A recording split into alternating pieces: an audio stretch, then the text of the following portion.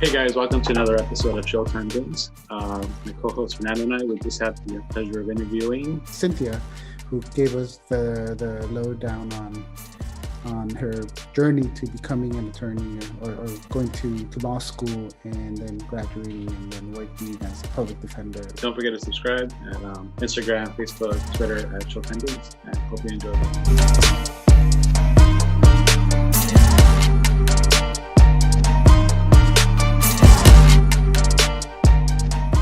Another great episode of our podcast, Showtime Goones. Today we'll be interviewing Cynthia, who's going to tell us about her journey to becoming a lawyer. Is that the right term? Yes. Right. Hello, y'all. Yes, attorney. Cool. Berto, do you want to add anything before we get started? No. Welcome. First off, thank you for taking the time to talk to us two Goobers, and hopefully we can have a pretty riveting conversation. Well, yeah. It's more goons. More goons. Yeah, goons. You want to go ahead? Sorry. No, I'm just excited to be here and talk to y'all about this. It's been a minute, so yeah, I'm excited. You want to tell us a little bit about yourself? Maybe a schooling, degree, kind of what led you to want to become an attorney? Yeah, so I am from Rosemead, California, which is just east of downtown Los Angeles, San Gabriel Valley. I went to Grinnell College, which is a small liberal arts college out in the middle of Iowa, quite literally. And then from there, I worked for a couple years, and then I went to law school. I chose to go here in California, Stanford Law School. I graduated from there in 2019. I went out to New Orleans to study, to work as a public defender afterwards, but with everything that happened in 2020, I'm not working there anymore. But yeah, that's kind of quickly a little bit about me and what I've done. Yeah, so I guess that the first question we have for you is, thinking back, way back then when you were a little kid, when did you figure out, or when did you say, you know what, I want to study law? Because from my understanding, I hear that when you were a kid, you wanted to be the president of the United States. It's not too late. It's not too late. No, it's not. And as I get older, I'll actually qualify. But no, so yeah, it was in elementary school. I think it was maybe around 4th, 5th grade. Obviously it was a long time ago, so I don't remember the details as much, but I know the kind of feeling that I've had with me leading up to actually getting into law school was that there were a lot of things in the world happening that just did not make sense to me. Even in being in 4th grade, 3rd grade, I think I could see situations that my classmates were going through and how that was being responded to at school, sometimes very punitively, things like that, with not a lot of support. And then, I'm the daughter of immigrants, that meant, and a lot of my family has immigrated, it also meant interaction with ICE and seeing what that meant, feeling like deportation and the process was so unfair. And again, growing up a part of a Mexican Chicanx family in LA County in the 90s, I also had family who interacted with the criminal justice system and saw a little bit of what that meant for those that were going through it. And so all of these things, I always felt like it didn't make sense. And I was trying to figure out, why were they like this? And what I was being taught at school was that these group of white men had written all the laws, and most of them were lawyers. And so that's kind of where I got the idea, oh, okay, I guess if you want to have some sort of say over how this society is built, you have to be a lawyer. I think that's the impression that I got very clearly from my history books. And so that's kind of where the idea came from. This whole other plan to be the president of the United States and things, I just was really upset at how the people had been doing it. And I just felt, it was just it seemed to me I would look at my history books and then I would look at who was president. It just didn't make sense why they were all white men. And so I think that's where that was coming from. But I wouldn't say I'm the same person now. Yeah, well, obviously, you've gone through quite a lot, and you've learned a lot of different things from your academics and your practice. So I'm sure that's what shaped you to what you become today. So yeah. And then I guess the other thing is, so I guess you're in high school and then you decided to go to a school that's in Iowa, right? Yes. Why did you decide to leave California and go to a school far away? Yeah, I wanted to go out of state for lots of reasons. Some of them I think had to do with being like a young woman of color and like a very, my parents are pretty progressive, but there were a lot of things about the way that I was raised that were still very traditional. So I think there was a part of me that was, I want to be deciding how my life goes a little bit more than I am if I stay at home. So I think that was a major push. And also, Grinnell specifically came up through this Posse program that I did. It's the Posse Foundation, and they're located in urban cities across the US. And so in Los Angeles, that foundation is paired with certain schools, and one of them is Grinnell. And when I was looking over the schools, Grinnell really caught my eye because they don't have any like prerequisite classes that you have to take, like, or general education classes that you have to take other than one. It's just a welcome to college kind of tutorial your first year. And then everything else is up to you. And then just the classes for your major. So I really liked, again, that kind of independence. And there was a lot of things about Grinnell that they approached with that. They were big on self-governance. So that, plus the Posse Foundation doing that program and getting that program, it came with the full tuition scholarship. So I was looking for ways to make college as affordable as possible for me and my family. And so knowing that I was going to get full tuition, graduate with very, very little debt from college, and go to a school that was wealthy, because Grinnell has a huge investment, a huge endowment. And coming from Rosie High School, where there were how many funds we did not have for things that would have really furthered our education, I didn't want to go through that struggle anymore. And so that's why I went the private, small class size, 20 students, a professor who's there and giving you attention and reading your homework. That really appealed to me at the time. So I was willing to brave the Iowa cold for it. Sorry, good for you. Not too many people can graduate with very little to no debt from college, so congratulations, you did a great job. Thank you. And not to change the subject, but currently with the current climate, there's a lot of students out there, graduate with a lot of things. So. I have crushing debt now from law school. Oh, okay. So I just kicked that ball down the road, but the debt is here. Okay. I owe the federal government a lot of money. But hopefully you have the high-paying job to go with it, so that's good. We'll talk about that later. Yeah. And so while you were getting your bachelor's, what type of activities, societies, and community engagement were you part of? A ton. I feel like that's something that for me has always been my stronger point. I'm good at academics, right? Like the way our education system is shaped works for me. I learn by reading, but where I get energy from, so it's easy to throw myself into, is into these organizations and just being involved, showing up to things, and from there going deeper. So I was on a lot of different committees. I'd say at the heart of my work was service. So I did a lot of volunteer trips. I went to Missouri at Joplin after there was a big tornado there, and helped rebuild houses. I went a couple times. I went to Panama and was volunteering there, and just kind of learning a little bit more about, again, just outside my own little world and what I had grown up with and what I knew. So it was all over the board. I did also some student government. That was a little bit more in and out for me. I recommend it, but it is, I would say it's not all that we make it out to be. We pretend like that would look really great on resumes, and sometimes I think there's more valuable work you can do elsewhere. So it was all over the place. I also worked a ton because I found that if you were smart about where you worked, you could, one, get some cash money, a little bit of pocket change and whatnot. but you could also gain skills that would be opening doors. So I was always looking at things and opportunities as, how can I be building my resume? What are some areas where I don't know anything about, and how can I get something in there? So I feel like, yeah, I was a little bit all over the place. Is that going to help you get to where you want to be as far as your ultimate goal?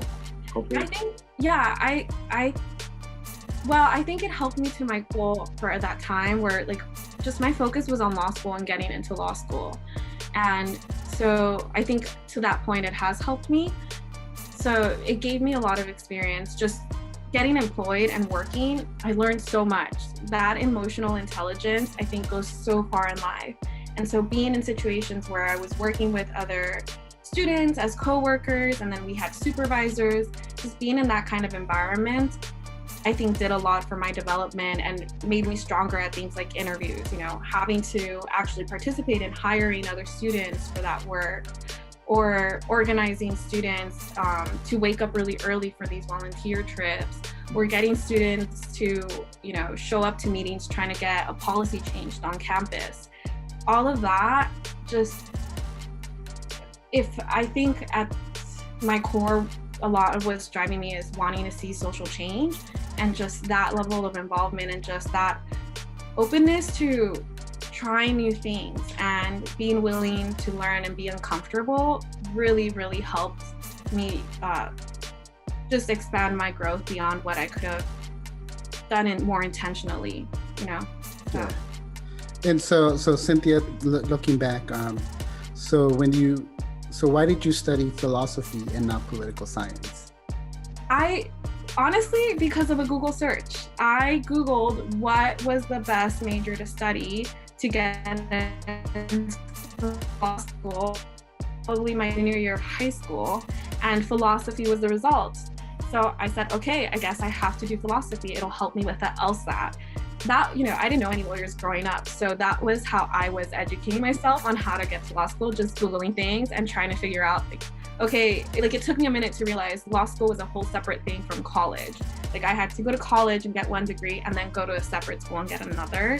But so it was a lot of Googling. And yeah, like if you look it up, philosophy is ranked like #1. So that's what I went with. And it actually suits me just fine. It's a great fit for me. I love to philosophize in my spare time and think about things like that. So it worked really well for me and developed the critical thinking. And for anyone who's really has their eyes set on law school like that, I would always say, do a major that's going to make you happy, because that's where you'll perform the best, and that at the end of the day means the most. But if you want to expose yourself to the sort of skills that you're going to need to learn just to get into law school, philosophy is great.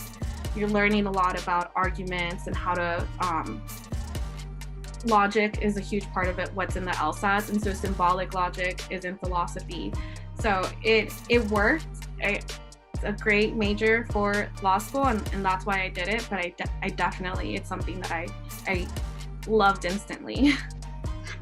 So part of my ignorance, but it sounds like you don't need to go down a certain specific career in order to get into law school. I mean, there's certain, philosophy helps. Like, can somebody that does engineering then decide to do a 180 and go into law school?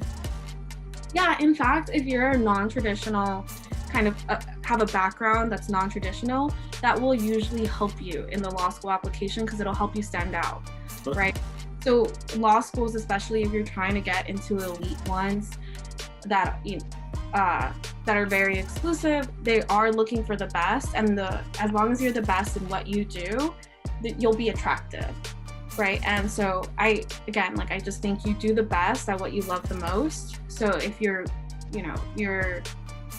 doing something that you don't get tired doing, right, and that you can bring energy to, and that you're curious, like you're endlessly curious about, you're gonna do better, and you'll have more to say. You'll be more interesting when you're writing your essays. And if you can connect whatever non-traditional background to the law, if you have a good answer for why you're going to law school, and if you're making a jump from engineering to law school, I bet you have a really good reason for why you're doing that. That's gonna come across in your statements, in your application. So I'd say more now than maybe 30 years ago. There's a lot more space for non-traditional backgrounds.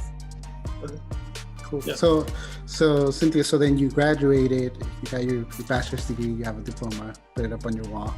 My parents' wall. Oh yeah, your parents' wall, yeah. And so how did you adjust to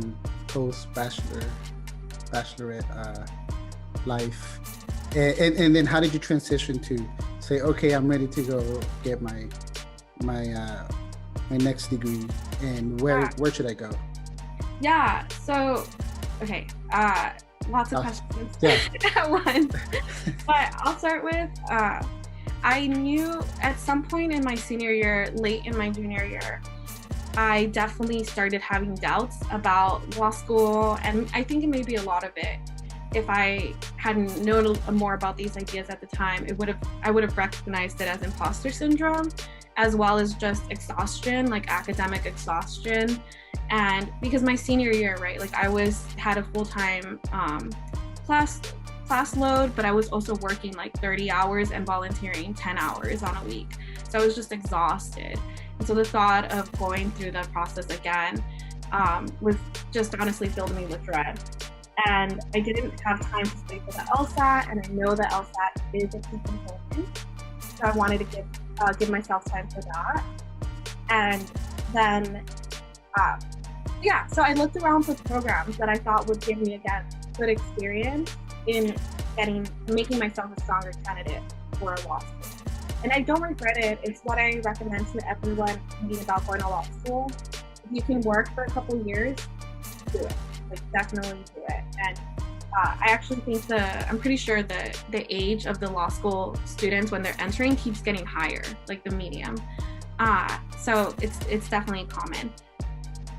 The other question, in between transitioning, and it was really nice to come back to LA for a period of time as a young adult that was now like over 21. So I enjoyed that. I took a couple months between the graduation and when a fellowship that I got in Sacramento started.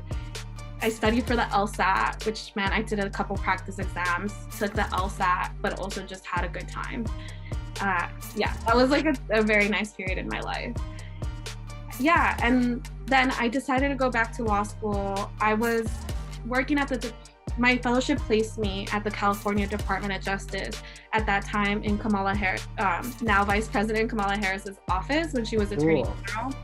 Yeah, so I was around a lot of lawyers, and I had my LSAT score. It was a score worth trying out, like applying to. If I hadn't gotten into these schools, I think I would have retaken that LSAT and try to get it a couple more points higher. So yeah, there was a lot of pressure also coming from my parents. They felt like if I didn't go to law school soon, then I might never go. So there was some pressure coming in that way. And so I decided to just try it. I really didn't know if I was gonna get in, but I wanted to put my best foot forward. I figured, look, this will tell me at least like right now, based on my profile, this is where I fall, this is where I get into, and this is where I don't. Let me then take this information and become a stronger candidate for the next round. So I was kind of expecting to apply again, but it worked well. So I didn't have to. I was kind of shocked at the schools that I started getting into. So you're a smart girl, so I mean, definitely not surprised. Yeah. So you got accepted to various schools, and what made you decide that Stanford was the school to choose out of all the pool options?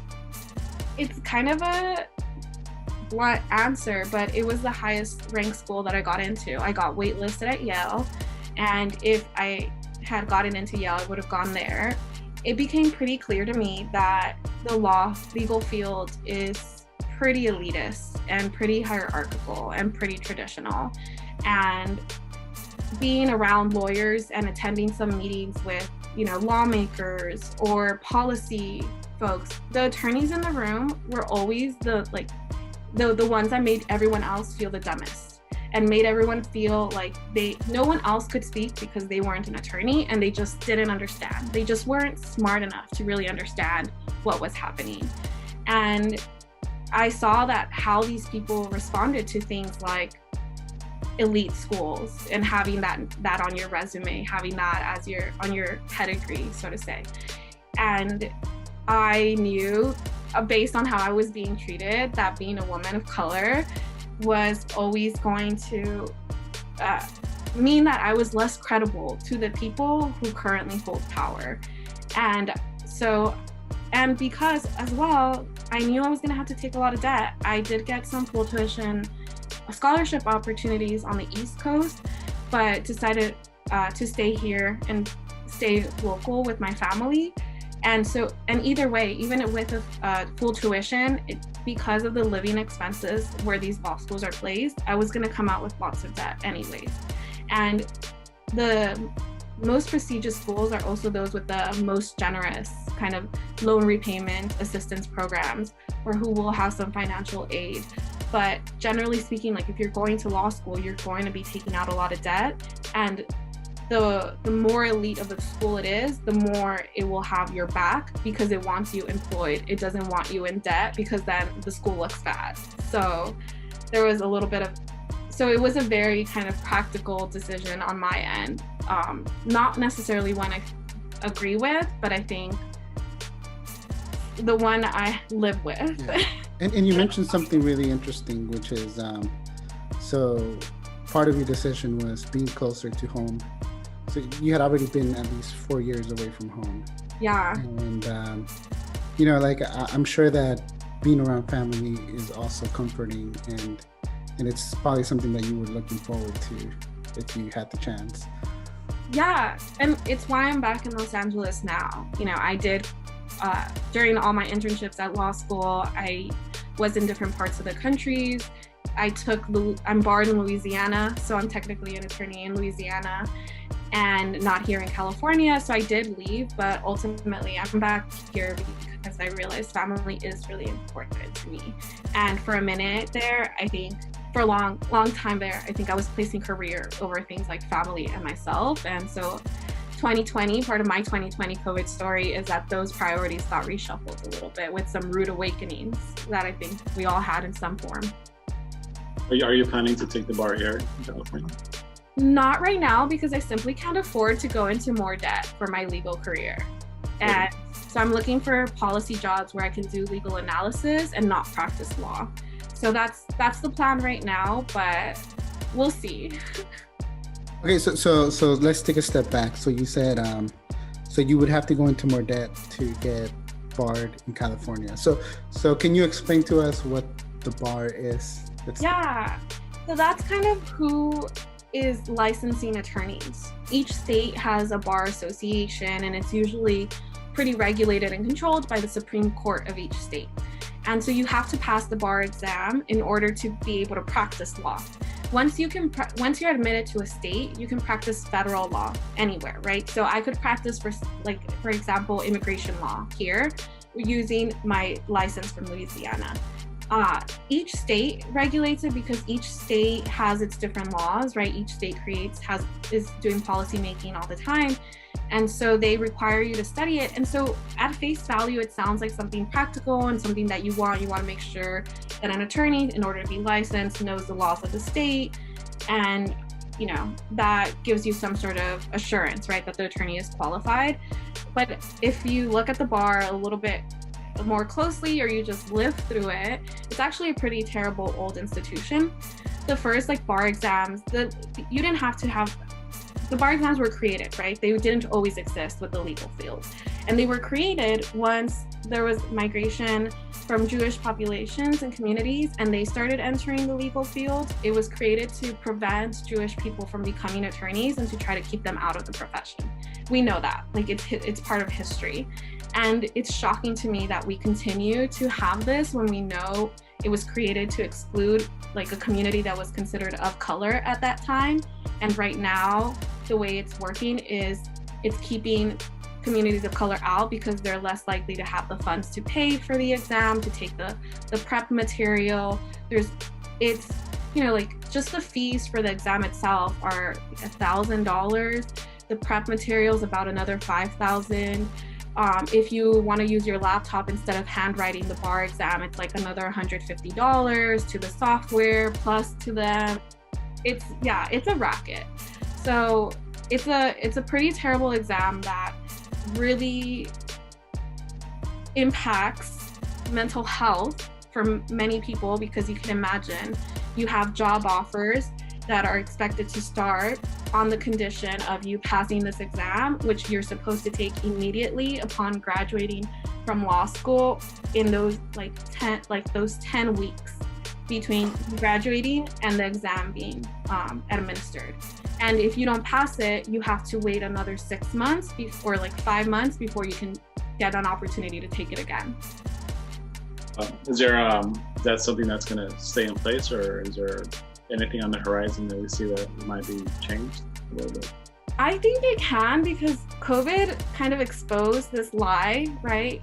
There were some states, Louisiana being one of them, where it gave a diploma privilege, where for those who were registered to take the bar exam, because of COVID, they just said, look, if you graduated from college, if this is from law school, this is your first time trying to take the bar exam, we're letting you in. You're attorneys. You're good. You're certified. We're just going to require you to do a couple more courses than what we generally require, and you're going to have a legal mentor. So and there were 3 states that did this.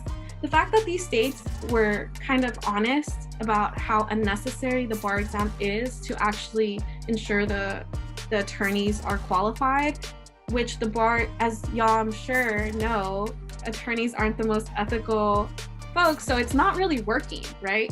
we kind of see it's not really working anyways. But there were so many states that came up with these terrible alternatives, making people download software where they couldn't look anywhere but off their screen.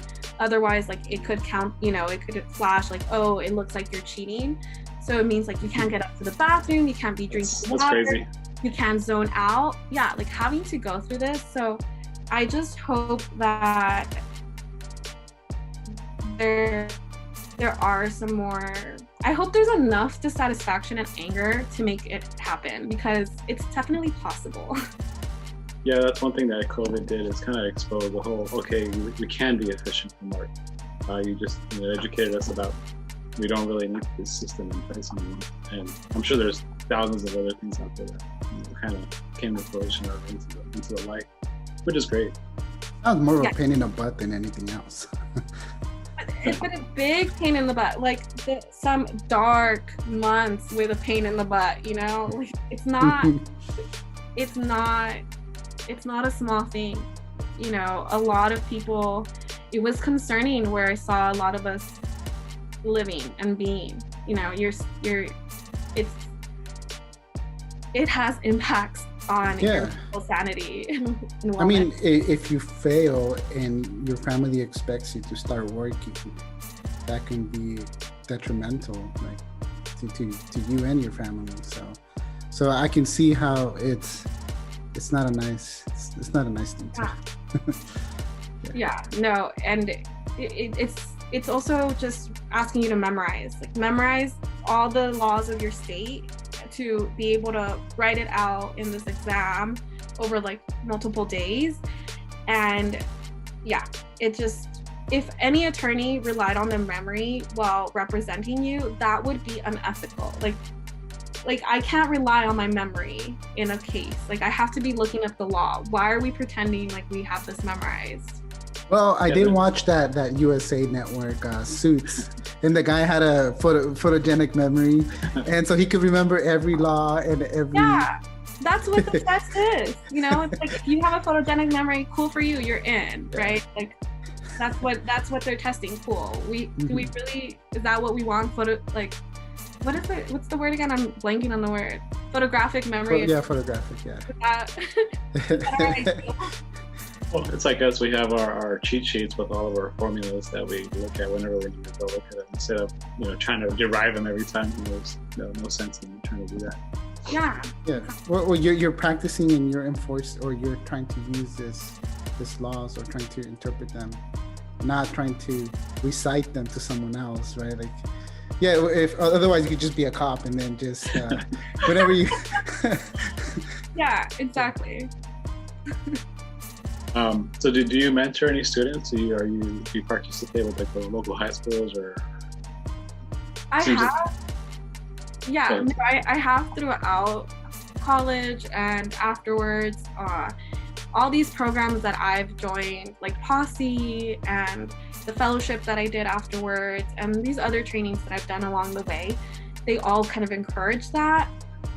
I also think that's incredibly important as, again, like, I know I've said this a lot, but like as a woman of color, I think there is a, you know, there are spaces where I've been the only one or a first or things like that.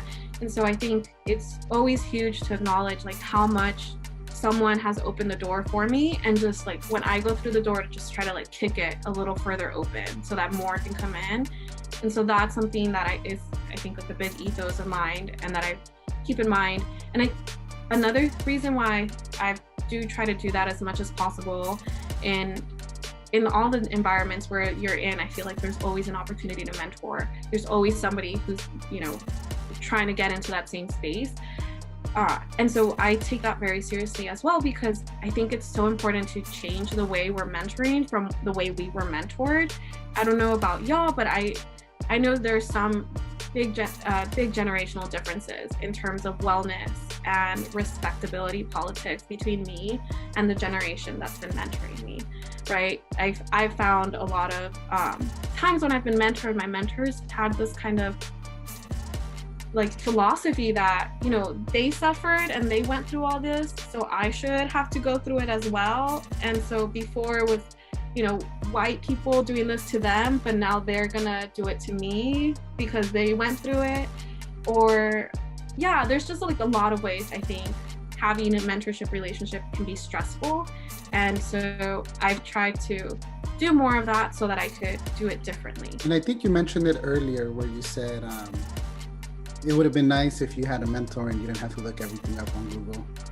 So, you know, I'm sure just having to ask somebody, hey, do you think if I take this class, it would be beneficial for me in the future? Or yeah, exactly. And I think being blunt about things. So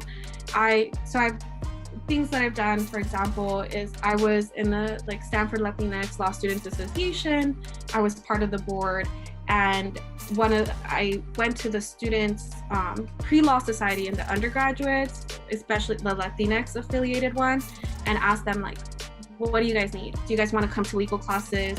Do y'all want to come to our meetings? What would be helpful?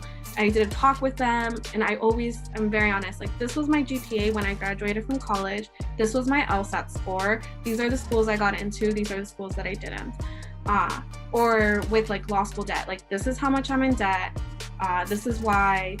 Or when I was doing Posse, I would go back to my high school to kind of train people on the Posse interview process, because it's 3 different interviews, and it's a full tuition scholarship too. Like you have like 14 schools are an option. It's a big deal, and it's a good program. They really do what they do well. So I would go and just meet with different classrooms and talk to them about, at this interview, you want to highlight this, right? And the students that passed on, like work with them before they have their second interview. So yeah, I'm not doing anything right now currently, just with everything with COVID, with the things that I went through myself personally in this last year. I've been in kind of a heal and just meditate and breathe deeply kind of phase. And I've come to value that and respect that. I think this taking time for myself in this manner is the only way I grow to be an elder in this community, which is I really want to do. So not currently mentoring anyone, but I think any space we're in, there's always an opportunity to do it. And once I kind of leave my shell a little bit more, I'll definitely pick that up again. Yeah, no, very good. I'm sure there's hundreds of young girls that would look up to you, and oh my gosh. you guiding them would be like life changing for them. Yeah. And then if you're the type of mentor that doesn't make them suffer, you help them come up to your level. That way they just advance so much more. I think that's the ideal thing. Yeah, and just not be obscure or abstract, right? Or be shy about things. For example, I know people get uncomfortable talking about test scores or GPAs or salaries, but I think we need so much radical honesty around those things.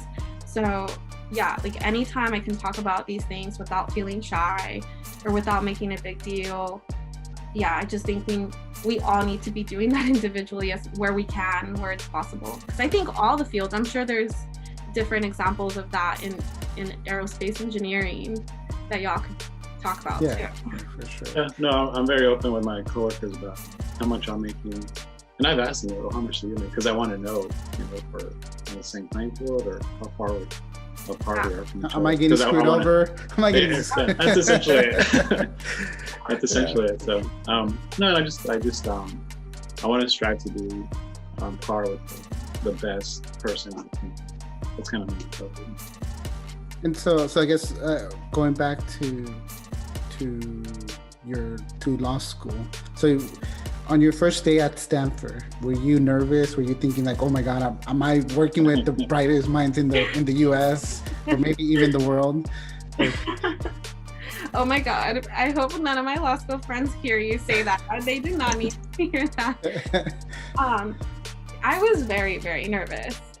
One of the really great mentors that I've had, she had sent me an email before I started with kind of just her own experience and how nervous she was and how you kind of just have to swallow it all and raise your hand anyways and just be confident in what you're saying. But one of the things that helped is that I actually sat in law school classrooms before I applied. So it was like maybe a year and a half before I was sitting there myself. And I really recommend that. I actually sat in at a class at Yale. So I was sitting there and they were speaking English. I could understand what the professor was saying and I could understand what the students were replying, right? This idea that the law is some sort of like mystical, like unknowable thing unless you're a law student. I realized like, that's okay, no, they're speaking English. They're speaking words that if I don't know it, I can Google it and I can kind of understand what they're saying. And so it helped me a lot. Like my first day, I just kept trying to remember like that feeling of realizing like I understand what's happening and I have thoughts and I have comments, just trying to stay with that as much as possible. But yeah, no, I was definitely nervous. But then you kind of just do it, and you learn how to do it pretty quickly because it's so intense and it's so like, it's fast paced. So you kind of don't have much of an option. There's not a whole lot of room to stumble. And then you learn tips and tricks. And again, it's why it's so important to mentor. Like, based on the type of classroom it is, I have very specific guidance. If it's a classroom that is cold calling, you read and prepare one way. If it's a classroom that is panel based, you read and prepare one way. And there's strategies to get around like the most anxiety provoking aspects of them, right? Like in a cold calling is just when, students are called at random and expected to know the answers. And you never know when you're going to get called on and whatnot. In a cold calling class, I realized if you volunteer, if you're asking questions, if you raise your hand, you're not going to get cold called because the professor has already heard from you and they want to hear from more people. So it's like, if you want to prevent you being called on unexpectedly, find the time to volunteer early on, So things like that you kind of pick up on. But it makes a big difference once you're in it. And is the environment like a collaborative environment, or is it like to each their own and you figure it out and I'll figure it out my way?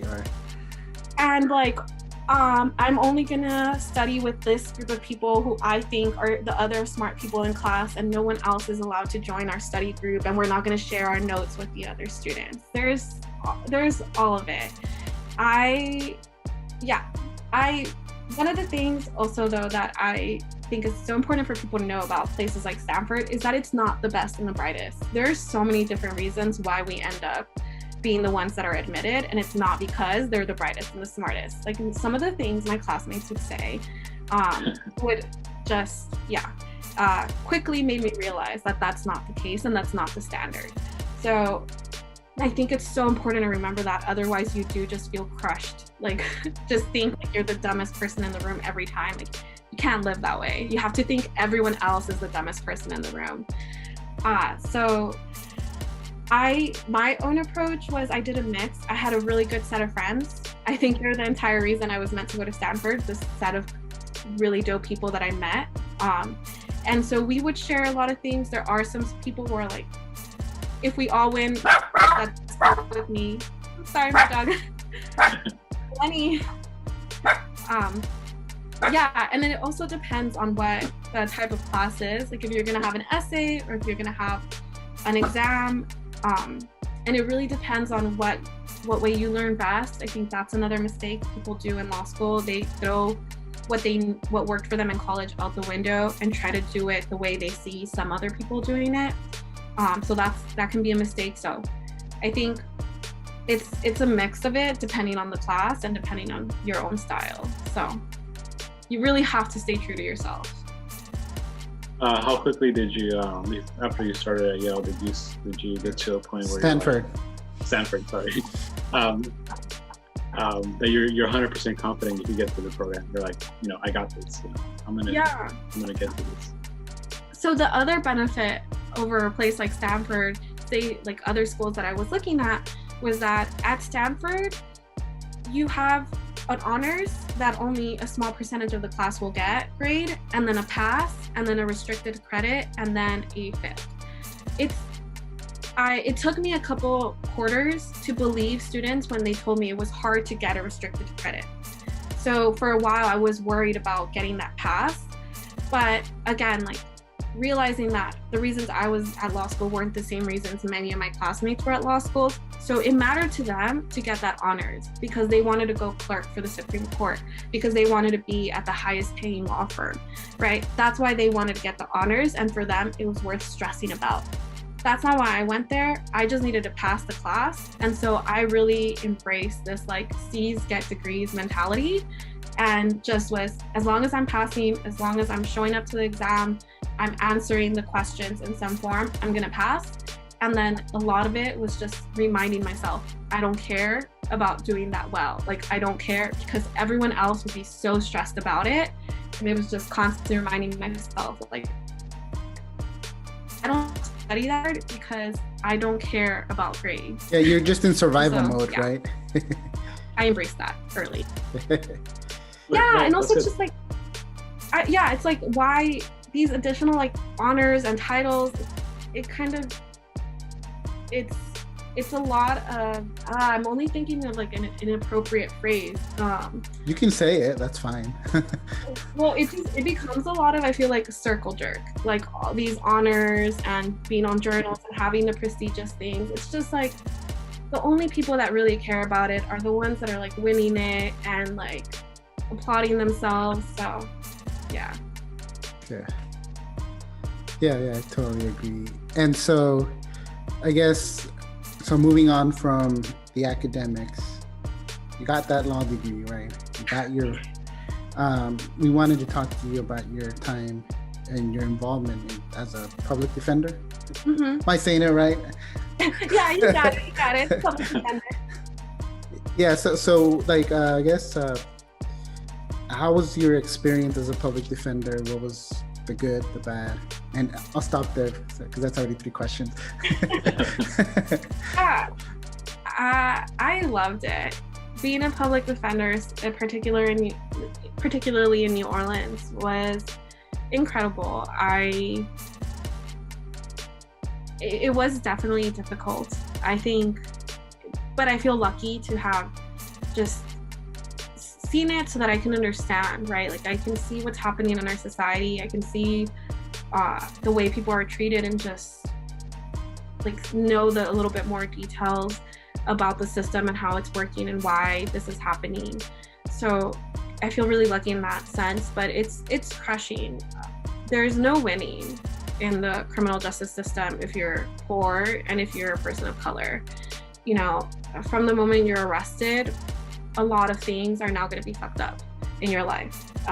And so it felt really good to be doing everything I could to just get people out of jail as much as possible. Like, any chance I could, like, that was my job, trying to get people out of jail. So that felt really great. And I mean, just you're in any courtroom, and if you're just like a sane person, you listen to what's happening and you're just seeing it, and it's really overwhelming. Like, honestly, it's worth, wherever you are in the United States, it's worth going to first appearances on misdemeanors, you really get a sense for what kind of criminal justice system you have in your local area. And in New Orleans, the way they do it, you think you're in the early 1900s, in the 1800s. The way that it's so consistently Black men as well, and like the way they chain folks in Louisiana, it's really kind of it's just shocking, but also, again, part of this country, how many Black men come out chained, in Louisiana.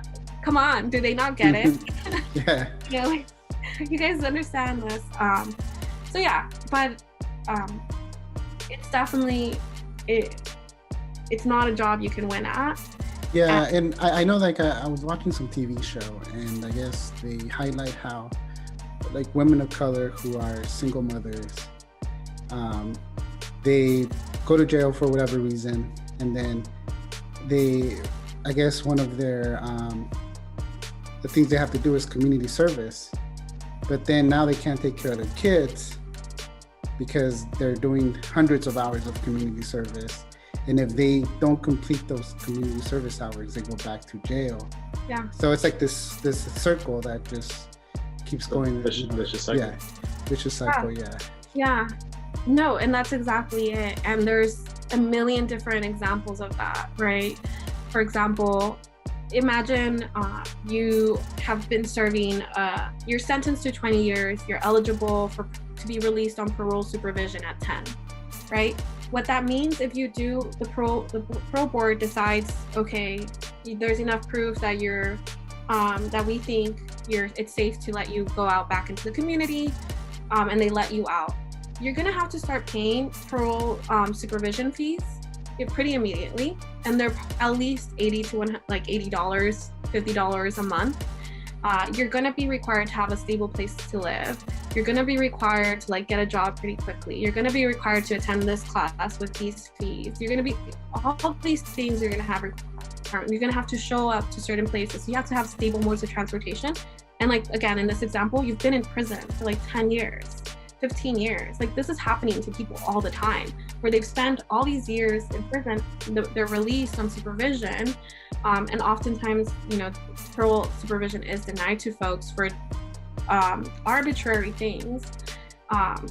For example, some prisons have programs that help you take classes and stuff to show that you should be released. And some prisons don't have those programs. If you happen to be at one of the prisons that doesn't have one of those programs, you don't get those opportunities.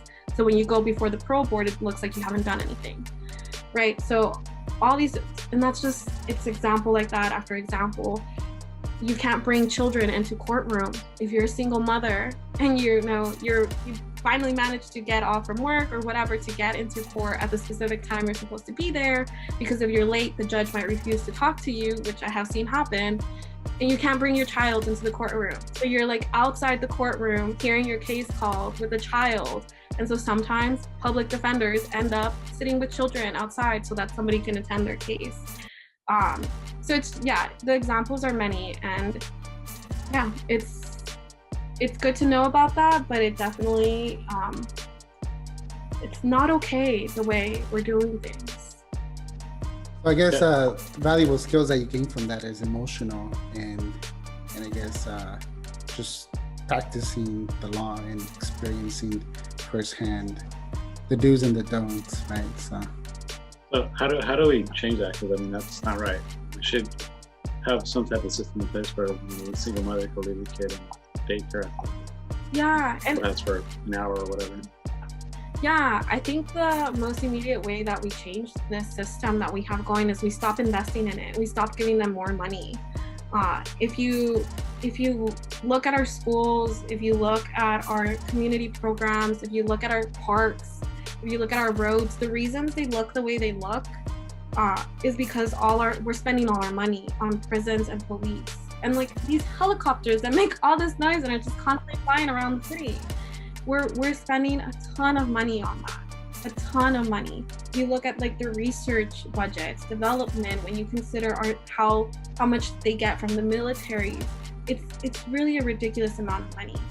And there's there's just so much evidence. Like, it's ridiculous that we're still having this conversation, because the evidence is there that if you're spending that type of money in schools, in places where people can live, in training programs for jobs, in mental health, in making sure people have food to eat, so that children have food to eat. If your country, if your people in your city, they have food to eat, you know, crime goes down. You don't need prisons, right? But so I think it's that, like, that pressure to stop, why people have asked defund the police. It's because that's where all our money is going. If we stop giving all our money to police and invest in communities instead, in these programs, in making sure everybody who's been through trauma has therapy. Imagine if all of us right now were getting therapy. How nice would that be? Like, how much safer would we all be? We don't have money for that because we're giving it to the police and the prisons. So I think that's the most immediate way, like, start spending differently. Yeah. Is that what defund the police means? Just maybe reallocate some of those resources away from the whole prison system, police system?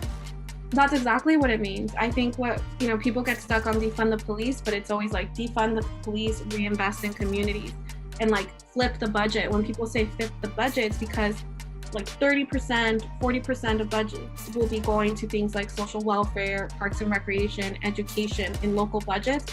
60% is going to the police and the, you know, all these things. So it's kind of just flip it. We don't have, you know, we're not even saying, I mean, I'm saying get rid of them entirely, right? Like, how much more useful would it be if someone is having a mental health crisis in their home, right? Because of a mental health condition or whatever, they're having an episode. Instead of a police with a gun who shows up, a social worker shows up, right? So that's what people are imagining. Like, who would actually handle the situation best? And hardly ever is the answer police, right? When children are acting out in school, we respond to that with police. Maybe instead it should be some sort of therapist. Maybe it should be some sort of like community-based program or restorative justice organizations in the community. Yeah, there should be other options. Look, the police, they're not handling these situations well. They're killing. Yeah, exactly. Yeah. And so I guess moving on, one of the questions that I had for you is, I've always heard that New Orleans practices a different type of law than the rest of the U.S. Is that true? Yes, it's all of Louisiana. So Louisiana has civil law, and it's simply because of its history. It's colonial history of going through the French and the Spanish. The rest of the U.S. has a law that's coming more from like the English common law, and so it's in practice, it doesn't mean much of the difference, right? We're still doing legal research the same. You're still making arguments the same. It's just kind of like the basis of the law for that is a little bit different. And it does mean that they use different terms for everything. So yeah, good thing I didn't really pay much attention in law school in my own contracts classes, so it's easy for me to learn the Louisiana way. But that's what people will most often struggle with, the different terms. Okay, for our listeners interested, man. Oh my gosh, I had a feature in there. Go ahead, Fernando. Oh yes. Sorry. You okay there? Yeah. I think I had a stroke over here for a second. So I guess what Berto wanted to ask was for our listeners interested in, I guess, becoming a lawyer, studying law. You have any suggestions for them? Any tips? Anything that they should avoid? Anything that they should focus on? Yeah, we'll start with that. Okay. I think, it just, again, it's so nuanced, because where I would start with anyone going to law school, it's like, okay, why? You have to know exactly why. You have to have a good, tight reason, because you're going to need to write about it for your application. But also answering that why will help you understand, okay, what's your goal, right? For me, it made sense for what I thought at the time. It made sense to try to get into Stanford, where I thought I would have the most loan forgiveness, and that is true. But if you know you want to practice a law that is going to be a lot more lucrative, right? And you just need the degree, and you don't care about being in like the best law firm in New York, maybe what you're aiming for will be different, and what you need to focus on will be different. So I think that's important, like kind of that first step. Practically speaking, for real, like just like tangible tips, I did an episode for a podcast that I used to host for Cerebronas. You folks can still find that content under Radio Cachimbona on different platforms. And if you just scroll through the feed on that, we made an episode early on about tips for getting into law school, and we covered a lot of it. We covered every single aspect of the law school application process, and different tips for that, especially if you're still in college right now. Yeah, I think there's a lot of material online. Definitely just do different Googles, reach out to people who've gone through the process. But yeah, if you're in high school or you have access to college courses, symbolic logic is probably one of the most helpful classes you could take for the LSAT if you're uncomfortable with the logic games. So that's one tip. But yeah, if you have a tight answer for why you want to go to law school, and you can write interesting personal statements from that, I think you're off to a really good start. Very That's good. And I guess the other question I had was, so as a high school student, if I wanted to see what it's like to be in a courtroom, are citizens allowed to walk into a courtroom to witness or to be part of? You mentioned there was a first misdemeanor session you could sit in. Yeah, first appearances is just that first court appearance everybody gets immediately when they're arrested. Not immediately, but like the next session available to have bail set or to be released. So that's, you kind of get a sense for how many people are being arrested on low-level offenses, like not here obviously, but like in Louisiana, like marijuana, or here I would imagine like theft, like if you steal like a candy bar from Rite Aid and get arrested for it, those low-level offenses. You can just kind of get a sense for the quantity that's going on and be treated. So yeah, you can just walk in. Right now, they're all on Zoom. So if you dig around the court websites enough, you can find out the Zoom information and just kind of log on. Some of these, it's so unusual to have anyone on them that isn't somehow involved. So, I wouldn't be surprised if sometimes the judge asks you why you're there if you're on, for example, a Zoom. In courtrooms, one of the attorneys will likely come over to you and ask you if you're so-and-so or if you have a matter.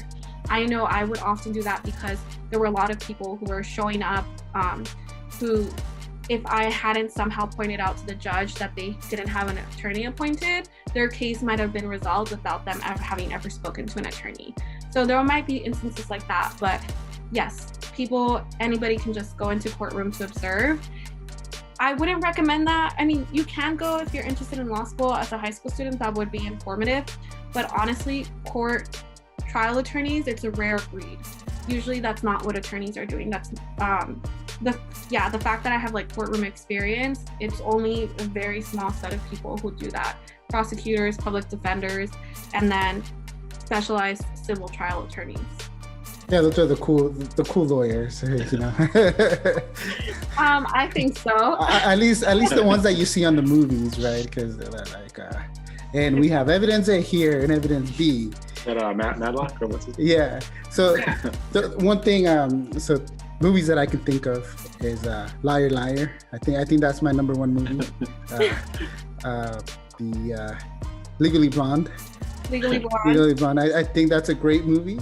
And based on Stanford, Stanford said no to having the movie like recorded and used on their properties, so it was done at Harvard. But the student that wrote it and kind of based it on her experience was a Stanford student who left. Wait, this is based on a real story? It's written by somebody who went to law school and left because of the kind of community and culture. Okay. Yeah. And then there's the other movie like what's it called? The Devil's Advocate. I don't think I've seen that one, but I have heard of it. Yeah, I'm sure. Started watching it and never finished, but I want to finish it. It looked pretty good. Another famous one that people will mention but I haven't fully seen is My Cousin Vinny or something like that. Sounds like a comedy. Definitely want to see it. I think I've seen it on Netflix, but I mean, I've seen the listing for it, but never actually watched it. Mm-hmm. Yeah. Very There's cool. a lot of them for sure. Yeah. And that's not even mentioning TV shows. Yeah, I'm sure there's tons, right? Like, yeah. And one question that we didn't ask you is, so can you give us a list of, right off the top of your head, of different type of law, I guess, practices? Because I don't know any of them, so. Yeah, so in law school, it's kind of, you don't generally get certifications or specialties. That's more determined kind of what kind of experience you build up.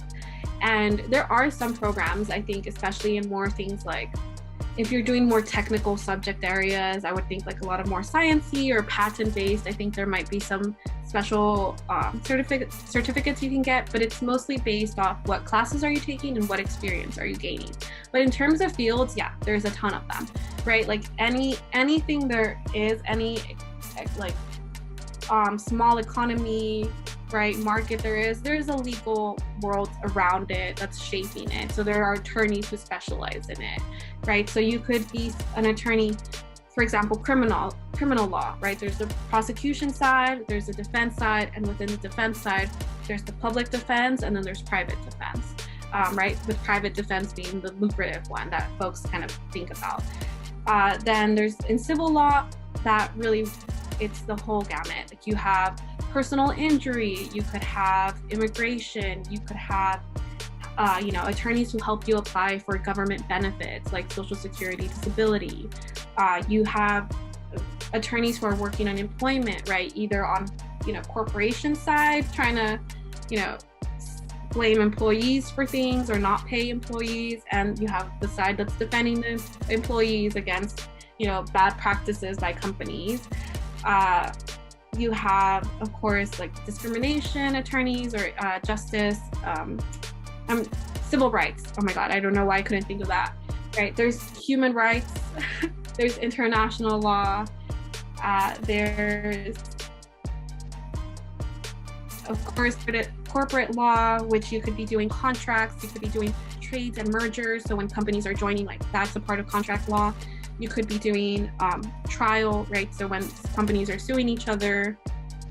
Yeah, so I can keep going, but I feel like everybody's asleep by now. So what if I studied law at Stanford or any school, and then I said, you know what, I want to become a judge. Do I have to go through a different school for that, or is that the same thing? No, it's a matter of what type of judge you want to be, because there's going to be a different process, right? Generally speaking, though, judges will the quickest path to a judge is to be a prosecutor. That is a common career to go through if you want to be in public elected office of some sort, including things like judgeships, which is a huge problem. That so many judges are coming from the prosecutor side. So many of my judges would do the job for the prosecutors. Like the prosecutors didn't have to do anything. The judge was a former prosecutor and would just handle the matter, which is a huge problem. So that's like one common path, but another one is to go through corporate law, become a partner. Probably you're going to want to be doing trial experience, or again, depending on what level of the judge you want to be. An important thing for all the levels, I'd say, is to clerk with a judge. And those really, it's definitely a kind of one of the most like elite, kind of prestigious, like they really don't care about anything except your grades and how many honors and awards you have kind of area. So I think the people who become judges are probably terrible people, and the people who want to work with judges are kind of on their way to becoming terrible people already there. So it's very much like one of the legal field is already elitist. So for me to say that like those who want to become judges and the judge realm to be even more dripping in like elitism and hierarchy is really saying something, but it is very concentrated in those in that little area. But you won't, so it's a matter of, again, like getting the right experience, getting the right things on your resume. So you can either run for judgeship or be appointed. You really opened my eyes about it. Yeah, I had no idea. I thought lawyers just dressed up really nicely and sharp and in striped suits and they showed up and with their fancy coffees and right. And said, I object every now and then. Terrible. Yeah. Like, lawyers make people feel terrible. Like, and surprise, surprise, they do it to each other too. Yeah. And like, if you look at the rates of substance abuse and different mental health issues, like the legal field is pretty high up there, you know, for all the issues. It's not lawyers, we don't have the fame, right, of being like happy, easygoing people. Yeah, that's not what we're known for. So now we're going to move on to this next segment of our podcast here that we've been thinking of getting rid of, but we've been holding back. And so we'll go ahead and tell you some jokes and some pickup lines, and you'll, based on like, I guess, this topic, and you'll give us a thumbs up if you think it's funny, if you heard it before, if you think it's clever, or a thumbs down if you just think it's really stupid or not funny. Yeah. This is gonna bring out the worst side of me. I'm sure you probably have a lot of good ones too. So Berto, do you want to start? Okay. What do you call a lawyer with an IQ of 100? Your Honor. Oh, Your Honor. Okay. Well, then there's a second part to it, Berto. What do you call a lawyer with an IQ of 50? What? A senator. I guess I would agree with that. More of that, please. And then the next one we have is, did you hear about the semicolon who broke the law? No. He was given 2 consecutive sentences. I like it because it's cheesy. Yeah. They're not very bright. I'm telling you, we usually don't do very. We don't think highly of ourselves when we do this part of it. I've been trying to get rid of this segment for a while. I think we all enjoy cringe every now and then. Yeah. Sorry, I feel like it cut off for a minute, but yeah. Okay, so how does an attorney sleep? How? First he lies on one side, and then he lies on the other side. I like that one also, but also no, there are some of us.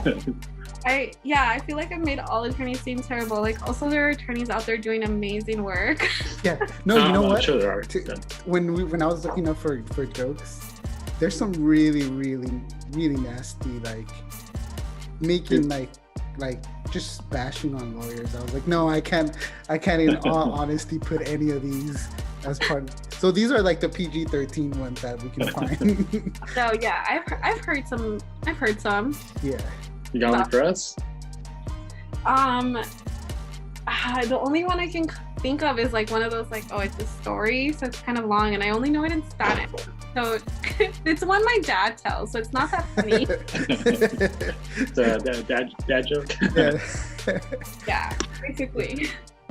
So I got another one. I guess this would be the last joke that we'll say. It's my father-in-law fell into a giant vat of sliced cabbage.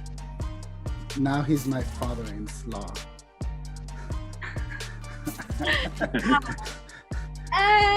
Yeah, that went down.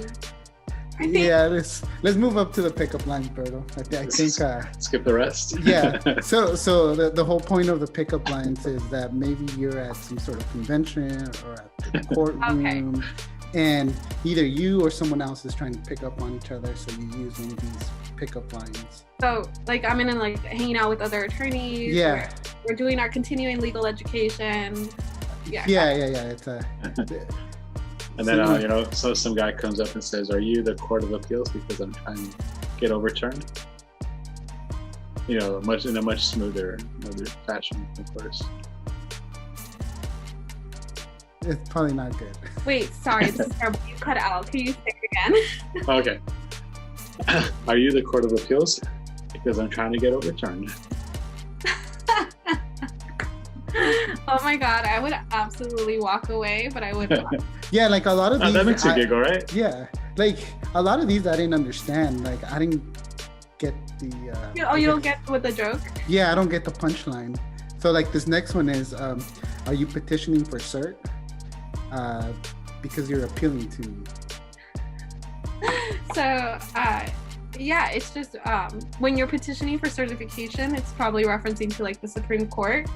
They need to want to see your case basically, and it's because you're filing an appeal. So it's just like a pun. Got it. Okay. Okay, Yeah. you're gonna have to explain this next one to me too. Are you a 3L? Question mark. Because I'd like to take a look at your outlines. I see. I was like, well, how is outlines sexual? But I see it now. Okay. Yeah, outlines is the go-to study format for exams, and so that's what the outlines. Because basically, again, you're regurgitating like a whole body of law for these exams, and so you use outlines. And so what's a 3L? Oh, instead of like freshman, sophomore, we use 1L, 2L, 3L. Gotcha. Okay. So 3Ls would have like the best outlines since they've been doing them the longest. Is there a 4L, 5L, or what's the limit? No, law school is just 3 years. Okay. Right. Maybe you're a super senior. Yeah. 4L. Well, if it were me, it'd be like 6 years. Yeah, and so the last one we have here is, are you Tennessee Valley Authority versus Hill? Because damn, I didn't get it. Because the case is about a dam. Oh, okay. Okay, that makes sense now. It's really not deep. So did you have to take one of those classes where you have to learn every single court case? So the legal education is a series of reading court cases. Like you learn through court cases. That's basically it. Like some classes, once you're at more of like a seminar kind of level or more discussion based, where you're not just being like thrown law that you have to like memorize and learn. A little bit more of like theory and analysis, right, and history. But generally, when you're in your classes, which are just like tort, criminal law, corporate law, whatever it is, you're just reading court cases. Very cool. And if you cite them in your law exams, you get extra little brownie points, so you have them all properly memorized.